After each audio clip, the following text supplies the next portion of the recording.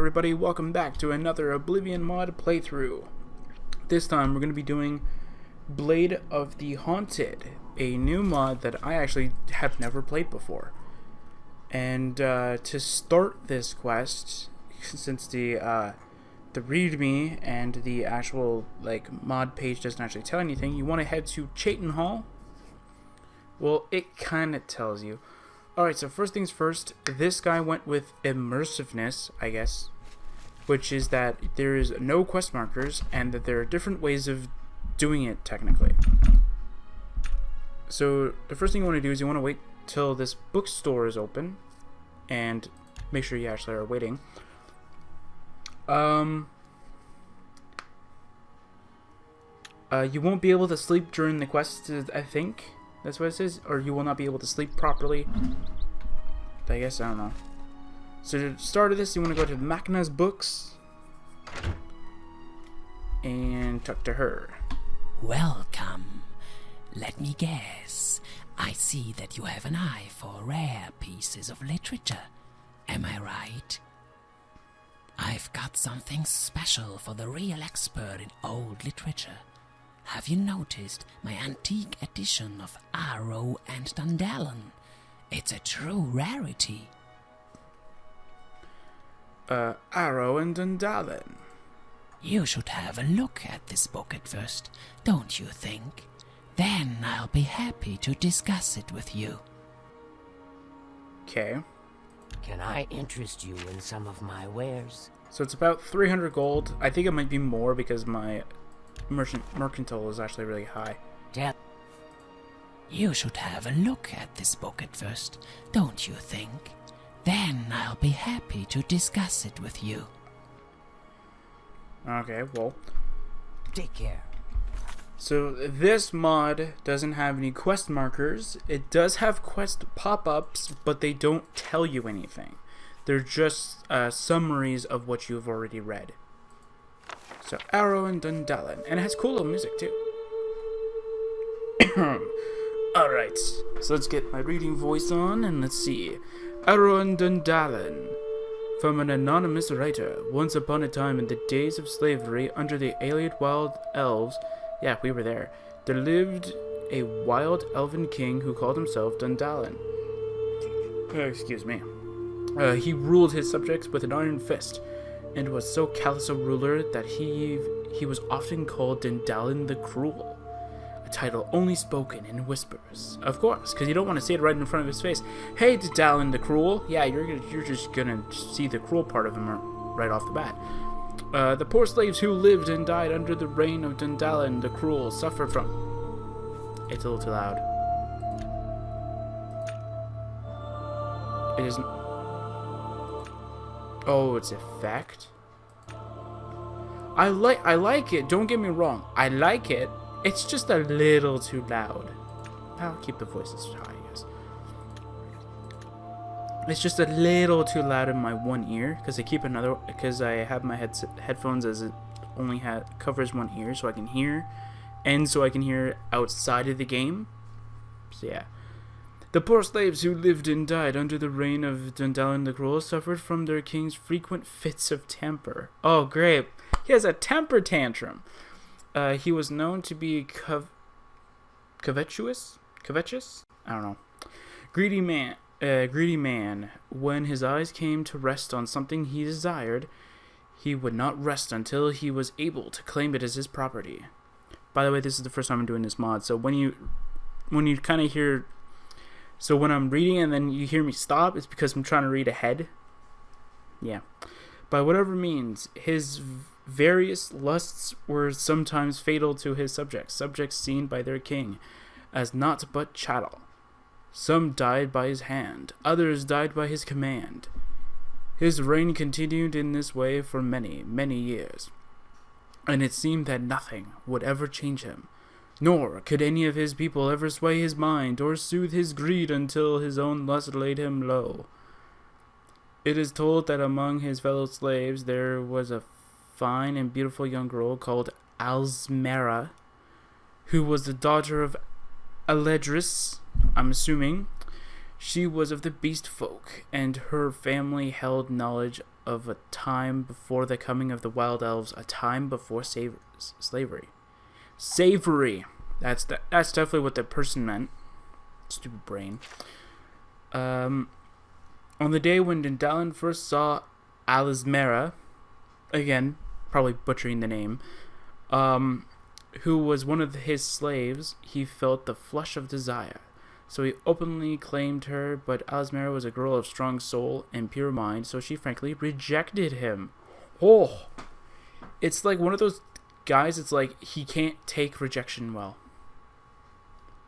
This filled the king with anger, so that he commanded her to follow his will, and then, when she still refused him, he tried to take her by force, but Alismera was such a brave one that she still resisted his attempts.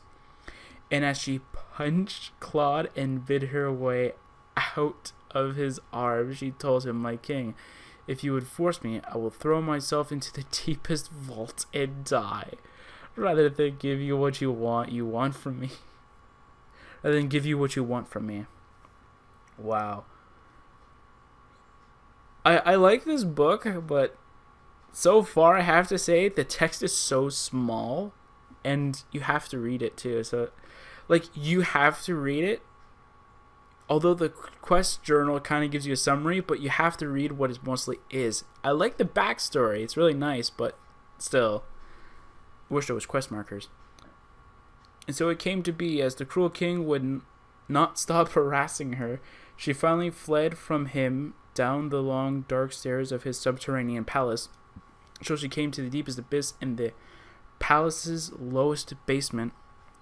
This vault was very old and had been there before Dindalin had built his castle upon it.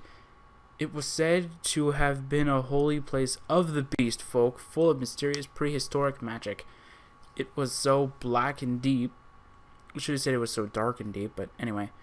And strange that even the king and his wild elven kind didn't know anything about its origin, or how deep it might reach down into the underground. So Dindalin came closer and saw Alismera standing at the ridge of the vault, shivering with fear.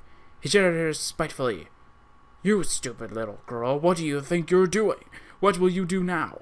The abyss is so deep, you will only find death here. So come back to me if you please me. Oh, if you please me, I will make you a happy wife of mine." Okay. I thought there was a comma after please, but there wasn't. He said so, as he had said to many poor slave girls before. But Alismera knew that he was lying, and she knew other things as well, things Dindalin had never guessed. So to his surprise, she died right at the stake. Damn. She answered him, "Oh, you call me a stupid little girl, my king. Maybe I know more about this vault than you and your wild elven slavers ever wanted to know. There are things in these lands that only the old ones knew, and which you cruel slave lords will never ever understand." It's a weird way of putting it, but okay. "These pits, my king, are the mouths of Mother Earth herself, and they lead deep into her heart and into her own spheres of dreaming. If I go down into this abyss, my lord, then I am confident to face a better fate than being taken by you as your slave and wife by force." When Dindalin heard these proud and furious words, he laughed out loud once again, because he wouldn't believe her. Oh, okay, I thought there was a comma there. Anyway, indeed, he was sure that she was only lying in order to confuse him, buying time, so he approached to get a hold of her at last. But then it happened, as she had promised before he could reach her. She made one step forward. I'm not going to name her name. I'm not going to say her name anymore. Threw herself willingly, head over feet, right down into the dark chasm, and disappeared without a sound. She was never seen again by any living person, so it is said. At first, Dindalin, I know I'm not pronouncing his name wrong, that's why I'm saying his name, couldn't believe what she had done. He stood at the lip of the precipice, I'm assuming that's what it is, and looked into the darkness and listened. None had ever dared to explore the deep beyond where he now stood. When she had fallen, he heard no scream, not even the sound of her hitting the ground, probably because it's in his bottomless pit, probably. So he held the lamp out over the ridge, but below him he saw nothing but darkness and mist. He never strained to hear at first. Oh, I thought it was actually one sentence. There was nothing but silence, but then he could hear mysterious voices whispering from below, slowly gaining in volume.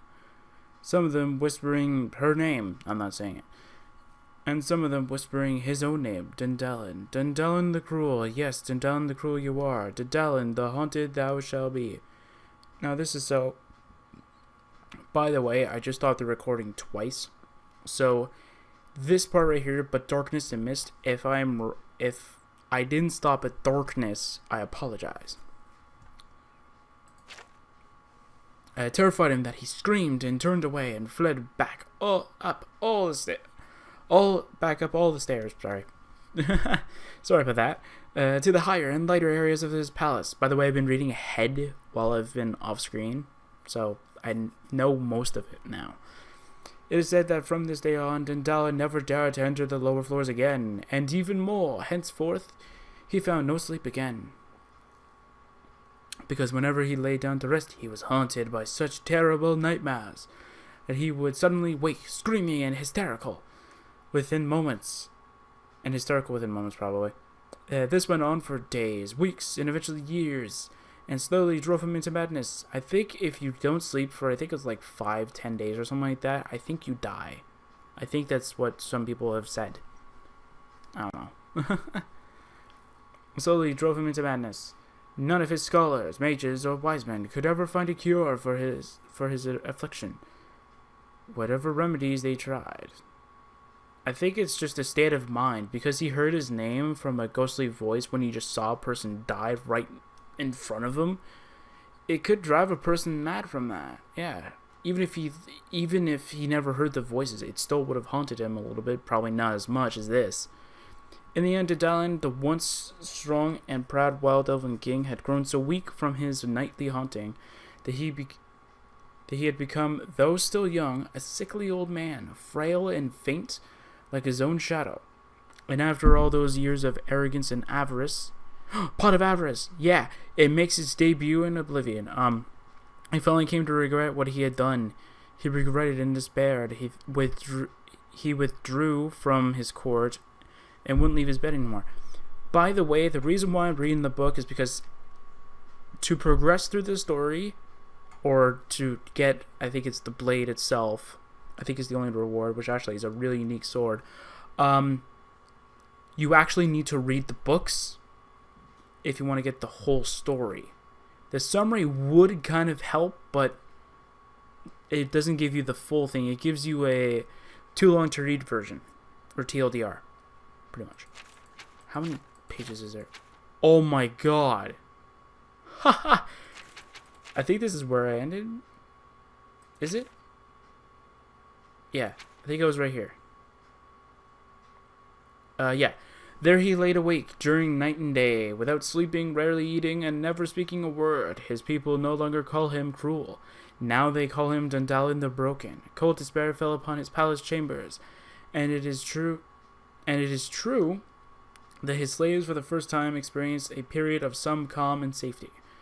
However, the king's illness seemed to infect all in his realm. During this time, the whole dominion of Dundalin gradually became a grey place of doom and tristes? That's a word I've never heard of. Where every laugh was swallowed by suffocating silence before it could be heard, and every flower began to rot before it could bloom. But one day a whisper reached the king's ear that among the slaves of his dominion there was a wise man called Arrow. So the other person from the title book, right here. Okay. He was a storyteller and shaman who knew much about the old beast folk's lore and witchcraft. People also said that he had wonderful powers, filling the hearts of his fellow slaves with confidence, hope, and peace. Whenever he told them the old stories of the times before the Iliad rulers came, and when he sang the old songs of the beast folk for them. By the way, this is all blind right now. They dreamed wonderful dreams. Oh, I'm getting flashbacks from Heart of the Dead right now. I think it's Heart of the Dead. Dreams. Oh, shut up. In their sleep at night. Some later scholars even claim that it was nothing else but these old powers that allowed the slaves of those times to survive their hard lives under the alien rule. It was forbidden for the slaves, of course, under pain of death, and by the law of Dindalin himself, to tell the old stories, or to sing the old songs because the alien rulers feared that they might promote resistance, or even arouse the spirit of rebellion among their slaves. Wow. I'm glad Alessia dealt with them. I'm glad we went through Knights of the Nine Revelations. But now when the Broken King Dindalin, lying in his bed, heard the rumors of Arrow's legendary skills, he drew hope again, and rose from his bed. He took seat on his throne, and commanded his army to kill one man.